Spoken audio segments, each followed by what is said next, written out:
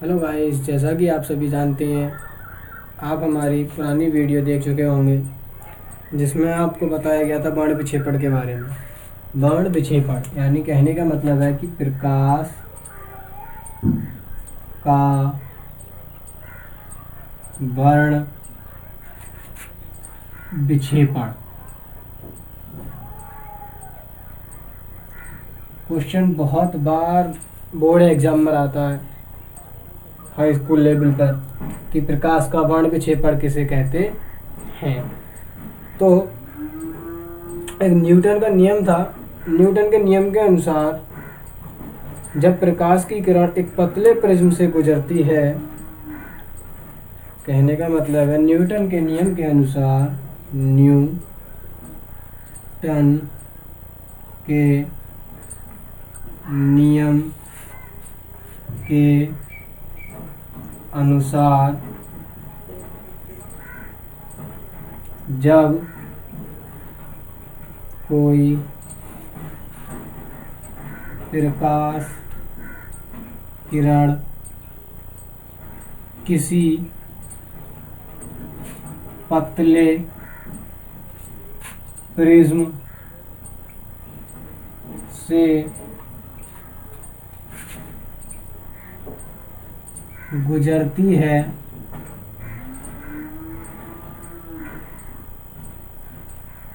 तो वह अपने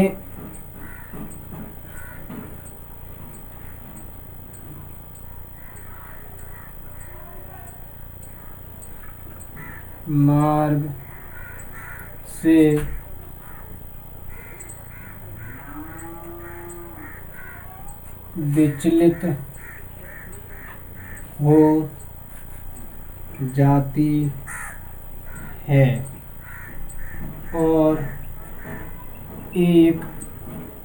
एक साथ रंगों की पट्टिका प्राप्त होती है, जिसे स्पेक्ट्रम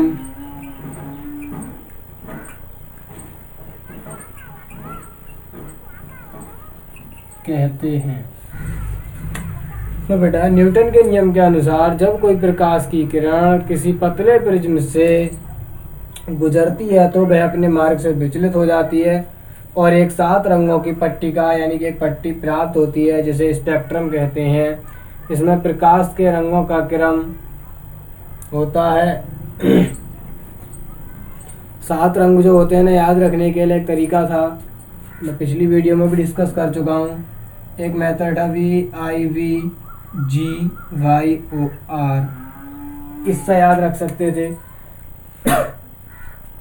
और दूसरा मेथड जो था वो था वैजनी हपी नाला।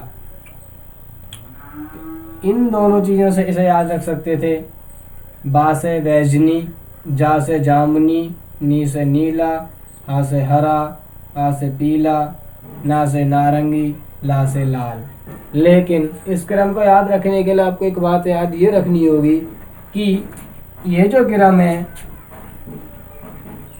इस पट्टी पर प्राप्त क्रमों का उल्टा क्रम है। कहने का मतलब जो बैंगनी है बैजनी वो सबसे नीचे और जो तुम्हारा लाल है वो सबसे ऊपर, बाकी रंग इसी क्रम में बीच में रहेंगे। ठीक, बाकी सभी इसी क्रम में बीच में रहेंगे। सबसे ऊपर जो आएगा वो आपका लाल होगा, फिर पीछे से नारंगी, पीला, हरा, नीला, जामुनी और बैंगनी, ये इन सभी रंगों का क्रम होता है। ठीक, अब हम थोड़ा इससे आगे बात करते हैं। तो किसी वस्तु का रंग उसके द्वारा परावर्तित होने वाले प्रकाश पर डिपेंड करता है। देखो, बात ये सही है कि कोई वस्तु किस रंग की दिखाई दे रही है वो इस बात पर निर्भर करती है कि वो किस प्रकाश को परावर्तित कर रही है। मान लो कोई वस्तु हमें काली दिखाई दे रही है तो वो काली हमें जब भी दिखाई दे सकती है जब ये इन सातों रंगों को अपने अंदर अवशोषित कर लेगी। काली वस्तु क्या करती है? काली वस्तु सभी रंग अवशोषित कर लेगी। सभी रंग अवशोषित शोषित। सफेद वस्तु सभी रंग अवशोषित की जगह वो परावर्तित करती है, वो सफेद दिखाई देगी हमें। जो सभी रंगों को परावर्तित कर देगी वो सफेद दिखाई देगी।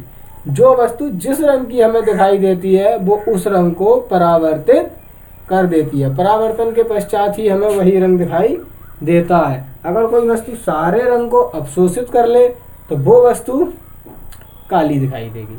ठीक है। और स्पेक्ट्रम की पट्टी पर प्राप्त रंगों को याद रखने का तरीका याद रखना। इंग्लिश में विबगी और हिंदी में बैजनी हपी नाला, ये मैं आपको पहले ही बता चुका हूँ। और बैंगनी रंग का सबसे अधिक किसी वस्तु का रंग उसके द्वारा परावर्तित होने वाला प्रकाश होता है। बैंगनी रंग का सबसे अधिक तथा लाल रंग सबसे कम विचलित होता है। कहने का मतलब ये था कि मान लो ये कोई प्रिज्म है। क्या है? प्रिज्म है। ठीक है। तो इस प्रिज्म पर यदि कोई प्रकाश की किरण इस तरह आपतित होती है तो ये लाल, इस तरह से सभी रंग निकलेंगे। इसमें 1 2 3 4 5 6 2 4 6 एक ये ले लो। तो सबसे ऊपर जो होगा वो लाल होगा और सबसे नीचे जो होगा वो बैंगनी होगा।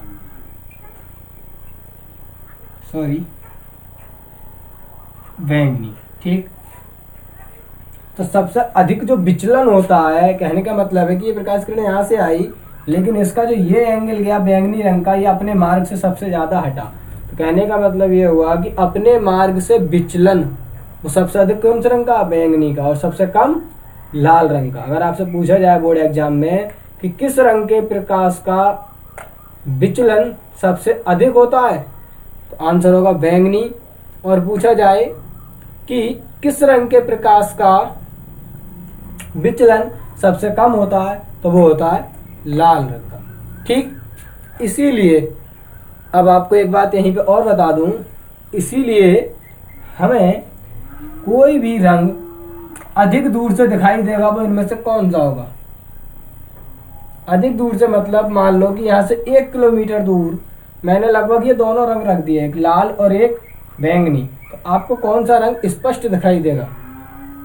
तो बेटा वो जो रंग होगा वो रंग लाल होगा। कौन सा होगा? लाल।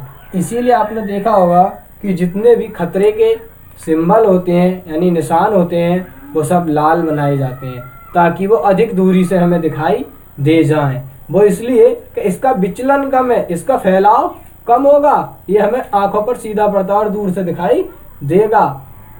और बैंगनी रंग जो है वो अपने मार्ग से अधिक विचलित होता है तो हमारी आंखों तक नहीं पहुंच पाता, उससे पहले हमें दिखाई देना बंद हो जाता है। ठीक है। तो ये क्वेश्चन बहुत आता है, कौन से रंग का प्रकीर्णन सबसे अधिक होगा और किस रंग का प्रकीर्णन सबसे कम होगा? प्रकीर्णन यानी कि विचलन, अपने मार्ग से विचलन। प्रकीर्णन का मतलब फैलाव, विचलन कितनी अधिक विचलित होगा अपने रास्ते से। ठीक। उसके बाद बैंगनी रंग और इन रंगों का विचलन होता है, ये बात सभी जानते हैं। फिर लाल, हरा और नीले रंग को प्राथमिक रंग या मूल रंग कहते हैं और मैजेंटा, मोरनी तथा पीला द्वितीयक रंग कहलाते हैं। यदि किसी वस्तु से सफेद प्रकाश के सभी 7 रंग परावर्तित होते हैं तो वह वस्तु हमें सफेद दिखाई देती है। मैंने ही बताया था कि कोई भी वस्तु हमें सफेद कब दिखाई देगी? जब उसके द्वारा वो सारे रंग परावर्तित हो जाएं। ये व्हाइट बोर्ड आपको व्हाइट क्यों दिखाई दे रहा है? क्योंकि इस पर पड़ने वाली सूर्य की सारी किरणें परावर्तित हो रही हैं, इसने किसी कलर को भी अवशोषित नहीं किया, इसलिए आपको व्हाइट दिखाई दे रहा है। लेकिन जब ये मार्कर चलता है रेड, ये जब लाल कलर चलता है तो इसने प्रकाश से आने वाले 7 रंगों में से एक रंग को अवशोषित कर लिया, लाल, और बाकी सबको क्या कर दिया? परावर्तित कर दिया, इसलिए हमें लाल दिखाई देता है। मैंने आपको बोला था या कोई भी वस्तु काली तभी दिखाई देगी जब वो प्रकाश से आए हुए सभी रंगों को अवशोषित कर लेगी, अपना कोई भी रंग परावर्तित नहीं करेगी। ठीक। फिर बात आती है प्रकाश का प्रकीर्णन। जब प्रकाश किसी ऐसे माध्यम से गुजरता है जिसमें कुछ भाग उपस्थित हो तथा जिनका आकार प्रकाश की तरंगदैर्ध्य को कोटि का हो या उन प्रकाशों के उन कणों में टकराकर भिन्न भिन्न दिशाओं में विचलित हो जाता हो, यह घटना प्रकाश का प्रकीर्णन कहलाती है। तो प्रकाश का प्रकीर्णन का मतलब है, मान लो कोई यहाँ से प्रकाश की किरण गुजर रही थी, वो इस तरह से फैल जाए, वो कहलाता है प्रकाश का प्रकीर्णन। कोई भी रंग का प्रकाश हो वो जितना अधिक फैलेगा तो उतना कम दिखाई देगा, और जितना ज़्यादा फैलेगा उतना कम दिखाई देगा, और जितना कम फैलेगा उतना दूर तक दिखाई देगा। तो मैंने आपको अभी एक बात बताई थी कि लाल रंग के प्रकाश का जो प्रकीर्णन है वो सबसे कम है, और इसीलिए खतरे के सिंबल जितने भी हैं वो कैसे होते हैं, रेड होते हैं। ठीक, वो सिंबल सभी लाल बनाए जाते हैं। और इससे आगे इस चैप्टर में एक घटना आती थी, पूर्ण आंतरिक परावर्तन, जो मैं आपको पीछे अभी पढ़ा चुका था। पूर्ण आंतरिक परावर्तन। तो यदि प्रकाश की कोई किरण सघन माध्यम से विरल माध्यम में जा रही है तथा आपतन कोण का मान क्रांतिक कोण से अधिक हो, तो ऐसी स्थिति में प्रकाश की किरण दूसरे माध्यम में जाकर पुनः पूर्व माध्यम में ही वापस लौट जाती है। यह घटना प्रकाश का पूर्ण आंतरिक परावर्तन कहलाती है। देखो, इसके लिए मैंने आपसे उस समय बात की थी कि जब भी कोई प्रकाश की किरण सघन माध्यम से